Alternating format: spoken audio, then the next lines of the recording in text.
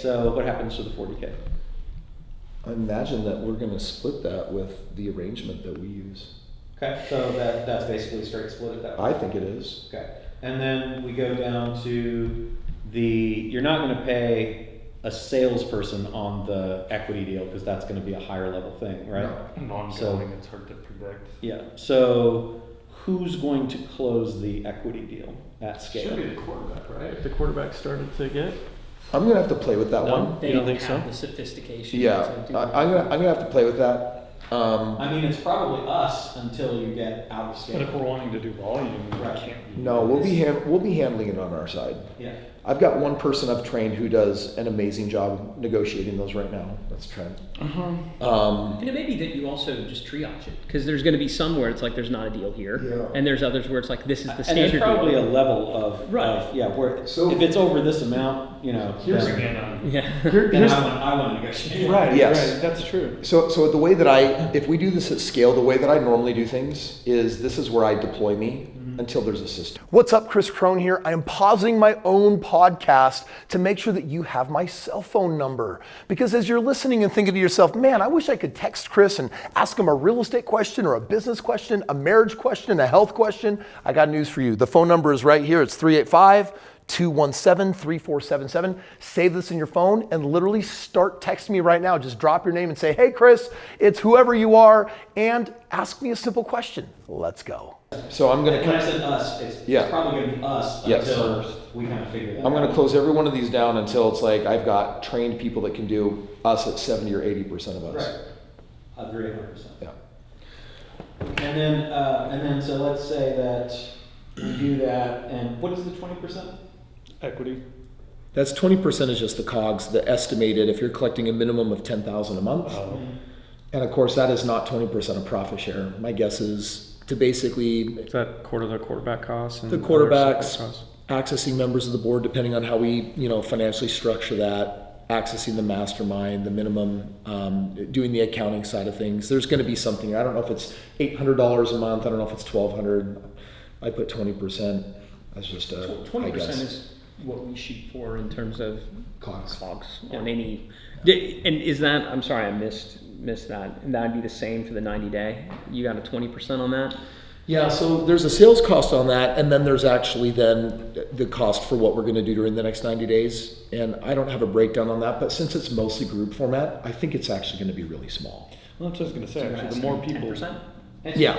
too. The Your costs sales are cost smaller. is one time. You're going to pay, if you're going to pay a sales cost on that, it's going to be on month one. It's not going to be on a full contract or something like that, right? Yeah. Because they've already gone through the process. It seems to me like if you've got COGS at 10% and commission, let's say the commissions average out to 10%, which I think if they're basically upselling somebody who's already bought a $5,000 thing, it's a different game. I mean, I don't know if you commission renewals differently than you do first time sales, but I'm not saying this is a pure renewal, but they're buying the $5,000 thing, knowing that there's a $50,000 thing at the end. And it applies towards it. Yeah, and it's going to be up front. it's going to be applied towards it. So So we can look at that. I'm just kind of trying to run what does it look like. So then basically if we say to close the deal Maybe it's on 15%. stage 3 and operate on a continuing basis, the cost is roughly 20% of whatever comes in. Let's just say COGS. I can see a world. So I run 3 different companies through a sales organization with structure, everything's in place, and we just access it. And Carson, if you can intro close but can't claim more than 10%, and then you have your overrides and everything in there, you're not going to be more than 15. That's on your sales. Let's just say that there's 10% on the actual COGS of delivery for the next 90 days. So you're at 25-ish%. I bet yes, it's 50%. That's exactly what I wrote down. Nice. What's that? I wrote down COGS 10%, commission 15%. Yeah, so I think you're going to be 25-ish. Which, given that the goal isn't to get rich at that level. The goal is to have that, keep things interesting, help to Make this number as small as possible, make the profits, because you want to immediately reward your partners with hits. You want to be able, you want to have some payouts. You want to offset your self-liquidate whatever acquisition costs, whether that's partners or media or events or whatever. Yeah. And the only other thing that you might have here that you should think about is just how do you honor lead source? Because if it's your leads, it's one thing, but if you're actually driving traffic from someone else, they're gonna want something on their whatever, and that might factor into this whole thing. But that's one thing that there'll be some tracking on that. You know, Matt Damon comes on and he's targeting this as one of his options for you guys. Mm-hmm. He's gonna want his piece, so that has to be figured out. What have you done that? When you take the sales. What do you think for all of our Epic people if we're saying, hey, run your deals to us and we'll just take care of everything for you on fulfillment? Do you think that basically the deals that they can't do themselves, if they send it our way and we do everything, handle the analysis, handle the accounting, looking at everything, and just pay them a fee, what do you think fee gets them excited, but isn't any higher than it needs to be? That they get the fee? Yeah. If we have a 5K thing basically that we're going to sell somebody that they send to us. So basically they're getting a finder's fee, basically. Correct. Then is 10% too high? No, I don't think $250 or $500 excites anybody. Oh, on that, okay. 1,000. You're I paying think on it's the 1,000 to 5,000. You're paying on the 5,000, I not on would the full do deal. 50%. Yeah. If you're gonna get $500 up front, I want to give them a $2,500 That's finder what I fee. think too. So you're paying on the front end to sell, not on the back end closing. There's nothing on the back end. Oh yeah, I'd give up 50% of that first sale. Then I would do, I would do a much higher 40. They don't get on any the front end deal. They don't get any participation at any other level? I They don't may know. not be interested. That's the conversation, right? So that would be thing one would be, I don't want to do anything ever. I'm going to give that person to you. You do everything, and I'm just going to get a finder's fee. Because, hey, they could easily send 4 or 5 deals a month. It's make a 20 wholesale grand deal a in real month. estate. Yeah. Yep. Could it not be a 1 or 2% on the back Right, end? you Get can't help excited yourself, though? No? It could be I like to anything. draw connections. so relatable. Okay. They're gonna love this. And I so, hate the tracking of everything on the other end. You like it? They're gonna love this. We have so many members that just don't know how to do it. They also, it allows them to play the game right. Get paid. without having to take any of the risk or do any of the thing. It's like, I get to say I did a deal with Roland. They all just want to say they did a deal with Roland.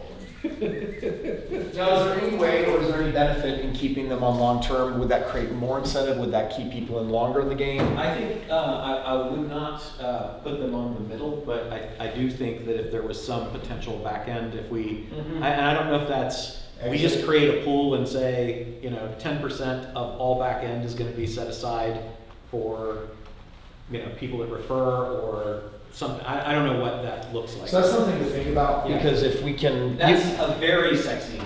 you could get really crappy deals here and you could get amazing deals here, Right. where they're like, I'm tempted to take this down, but if you can give me enough on the back end, Right. I would way rather not mess it up, but know that I'm getting something. Exactly. Because I'll go cultivate something real. From an investment banking perspective, if you brought the finder's fee on a deal fee, it'd be a couple points, wouldn't it? It would depend, yeah.